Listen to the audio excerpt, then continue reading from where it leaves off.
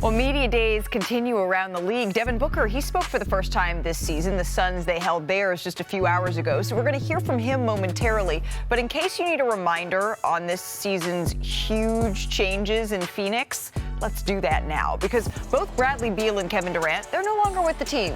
Beal agreed to a buyout. He joined the Clippers. Durant, he was sent to the Rockets in a historic 7-team trade. Jalen Green and Dillon Brooks, they formed part of the Suns' return in that deal, but Phoenix also replaced Mike Budenholzer with first-time head coach Jordan Ott, who of course spent 7 seasons as an NBA assistant coach. And the Suns, they also signed their all-time leading scorer Devin Booker to a 2-year, $145 million max extension. The 28-year-old, he enters the season with 5 years and over $300 million left on his deal. He spoke earlier today. You know, not getting to where we wanted to with Kevin and Brad, two guys that I have a high respect for and always will. You know, the opportunity to play alongside them was, you know, a lot in its own, but, you know, it'll always be a disappointment to me to, you know, not do what, you know, we all sought out to do. I'm excited to play with Book. I think it's going to be a good situation. I think I'm going to be able to learn a lot from him, while at the same time, you know, adding what I could bring to the table. I think we're going to complement each other a lot, especially, you know, with the system that Scott is playing in. I think we're going to be playing fast, and I think we're going to be able to create a lot for each other and create for others. So I'm very excited about it, and I think we're going to shock a lot of people too. Well, if you can shock Big Perk, then you know you've really done something. Kendrick Perkins is here alongside our front office insider, Bobby Marks, our senior writer, Tim Bontemps. Perk, I'm going to start with you here. You heard Jalen Green. He says they're going to shock a lot of people. Does this include you? You're damn right it do. I'm waiting for them to shock me, especially after the performance Jalen Green put on last in the postseason, averaging about 9 points, is the reason that the Rockets got rid of him. But I'm looking at Devin Booker right now, and I'm saying he's on the clock. And when I say on the clock, it's time for Devin Booker to show the world that he belongs, right? And when I say belong in the company of an Anthony Edwards, belong in the company of an SGA. Can he be a guy that could be that guy, that number one option of this Phoenix Suns franchise? And I'm waiting to see it. Like, yes, he went to the NBA Finals, you know, 3 or 4 years ago. 2021. And yes, but he had CP3.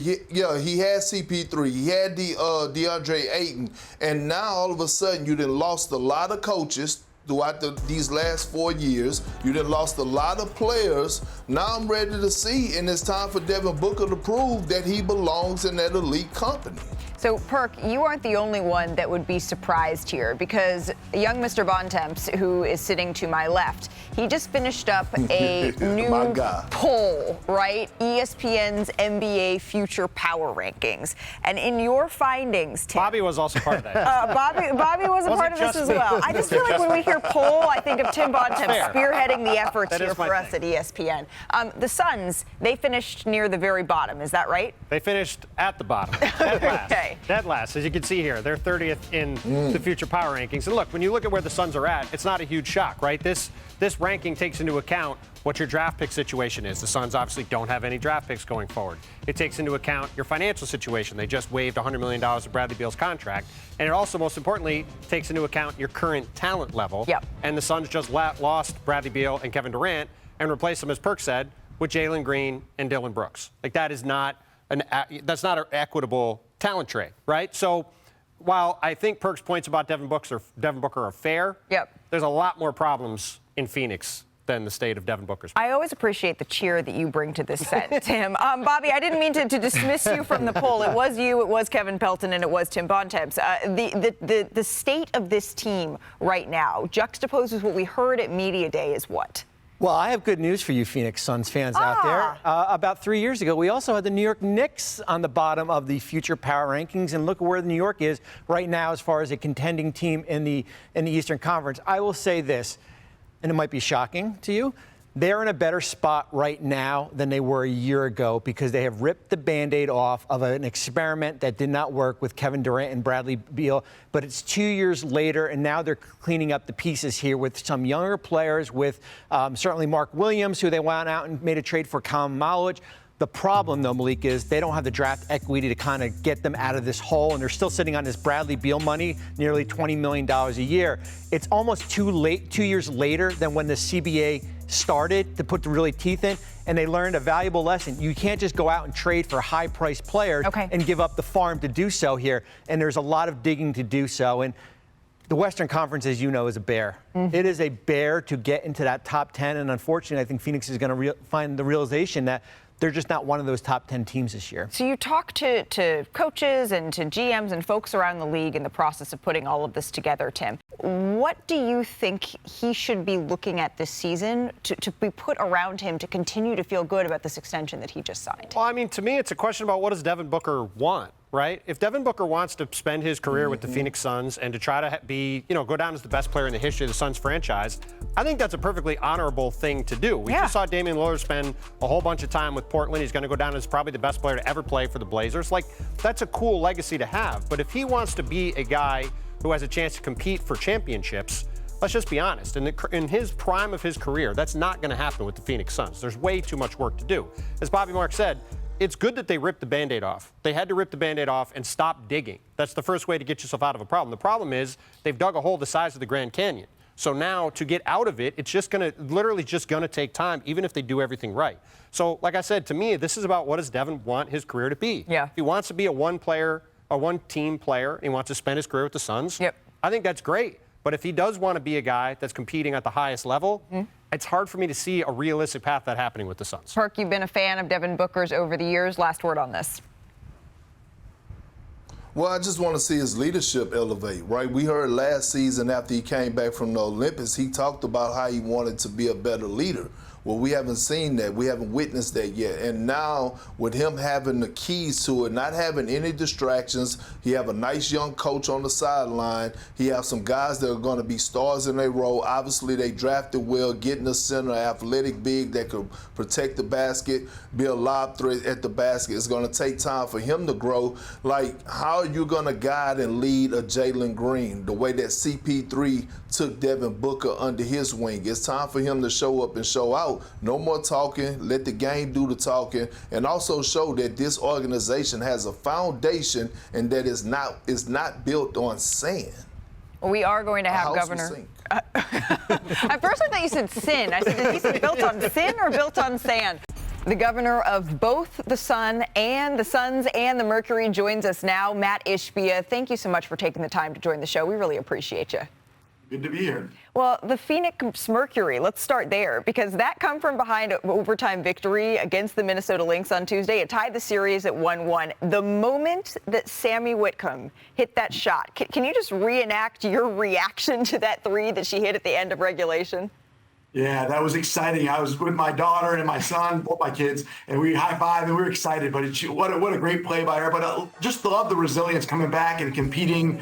The team never gave up, down by 20 in the third quarter, and they never gave up. And that was a big win. It was fun to watch. It was one of the biggest comebacks that we've seen in the WNBA playoffs. It was super exciting. We were going crazy in the studio. I really think that is going to turn into a very interesting series. I'm excited to see the rest of it play out. You are very busy, Matt. I want to shift over to the Phoenix Suns now, and specifically talk a little bit about the culture in your front office, right? Because in less than a year, the Phoenix Suns, they've been sued 6 times, right? They've ranged from refusing access to internal documents, discrimination, retaliation, harassment, and wrongful termination. So I just wanted to know, what is the message that you're sending to your employees right now amidst these lawsuits while you're also trying to manage a basketball team? Yeah, as you know, Malika, obviously anyone can file a lawsuit for any reason they want, for anything they want. How many lawsuits have we actually lost? The answer is 0. How many will we lose? 0. Like, the difference between us and everyone else, first off, I don't have to tell anything to our employees or our team members. They all know. They're all part of it. They love the culture, the organization we build. But anyone can file a lawsuit for any reason. The way I look at it a little differently than other people is, we don't settle. We don't settle with someone. You want to say, give me $30,000 and I won't file a lawsuit. I said, file a lawsuit. We didn't do anything wrong. If we do something wrong, we take care of people, but I'm not going to be leveraged by people. And so if someone files a lawsuit, and a lot of it's from the previous ownership and previous times before I was even an owner. But either way, we do right by our people all the time. And I feel really great about our front office, our organization in general, both the men's and women's side. You inherited a culture that you and I sat down exactly 2 years ago, and you told me that you were working to change. And I do understand that takes time. But in that same interview, it was at Suns Media Day, if I'm not mistaken, in your first year as owner of the team, you had just embarked right on the Kevin Durant, Bradley Beal, Devin Booker, let's call it experiment. And in that interview, you predicted a championship. And I understand that hindsight is 20/20. But what did you learn from that experience? Well, I learned that we didn't win a championship. We didn't get that one right. But the truth is we learned a lot. You know, I didn't do a good enough job setting the identity and the culture. And you know what? You can't just trade. And we made some trades for some talented players. They didn't fit the right way for our organization, not just on the court, but also off the court and the way we're building this. And so now we're doing it a little differently. We have a franchise player in Devin Booker. I love our team. We have an ascending team, young, hungry, grinded out team. And we're excited for how we play this year, but also how we build not only this year, but next year and the year after. And I'm really excited about what we've got now. And we've moved on beyond that experiment, and we're moving forward with a franchise player and a lot of great pieces and a lot of great players around him. Matt, our senior insider, Shams Charania, is here with me as well. Shams, I know you wanted to ask a question sort of looking at that time and looking forward as well. Yeah, Matt, in June, you guys made a blockbuster deal, traded away Kevin Durant to Houston. You guys picked up several players. What went into that decision, moving Kevin Durant? And then how do you view those players coming in and what you guys have acquired to kind of set this new stage for the Suns? Yeah, well, we're really excited about the players we got. You know, Kevin Durant's a great player. There's no one that can ever question that. Just wasn't a fit for what we're doing going forward. Obviously, he's had an amazing career, but he's not a fit for what we're going to do going forward. And we got great players back. With Dylan Brooks, tough-minded, winning type guy. We love that. That's what we have to build out here in Phoenix. Jalen Green, 23-year-old upside, leading scorer and played all 82 games last year. We love Jalen Green. But then we got the 10th pick in Kaman Malawash. We're excited. And with the other picks, we end up getting Rasheer Fleming, Kobe Bryant. We got 5 players, and we love what we've got for it. So we're looking forward, not looking back. Obviously, it didn't work with Kevin. We wish him the best. But for us, going forward, we love the guys we got. We love what we're building. And it takes time. It's not going to happen overnight, but we feel great about what we've got here in Phoenix going forward. How do you use the star power and what you've built from a commitment level to build this next championship team in Phoenix and allow him to get back to the finals?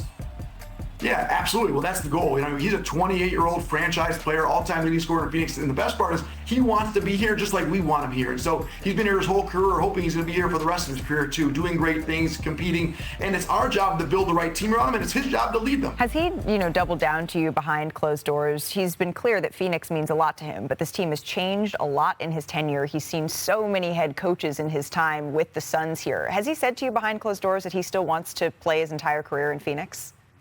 Absolutely. Devin wants to be here. We want Devin here. He's been part of it for the whole time. I talk to Devin all the time.